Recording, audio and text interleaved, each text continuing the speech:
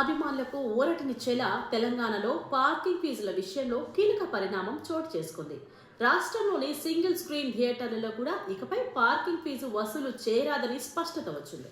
ఇప్పటివరకు తెలంగాణ ప్రభుత్వం జారీ చేసిన జీవో నెంబర్ 121 ప్రకారం థియేటర్ల ప్రాంగణంలో వాహనాలను పార్క్ చేసుకునే ప్రేక్షకుల నుంచి పార్కింగ్ ఫీజు వసూలు చేసుకునే అవకాశం కల్పించబడింది. అయితే ఈ నిర్ణయంపై పలు సంఘాలు, సినీ ప్రేక్షకులు అభ్యంతరం వ్యక్తం చేస్తూ కోర్టును ఆశ్రయించారు. ఈ పిటిషన్లపై విచారణ జరిపిన తెలంగాణ హైకోర్టు కీలక నిర్ణయం తీసుకుంది. ప్రభుత్వం జారీ చేసిన జీవో 121 అమలును తాత్కాలికంగా సస్పెండ్ చేస్తూ ఉత్తర్వులు జారీ చేసింది.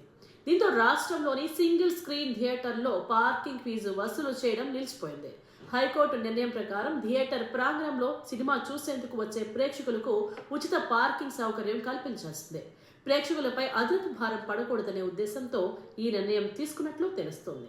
మరి ఈ తీర్పుతో ముఖ్యంగా బైక్, కార్లతో సినిమాలకు వచ్చే ప్రేక్షకులకు ఉపశమనం లభించింది. గతంలో కొన్ని థియేటర్లలో పార్కింగ్ పేరుతో అధికంగా డబ్బులు వసూలు చేస్తున్నారని ప్రేక్షకులు ఫిర్యాదులు కూడా చేశారు.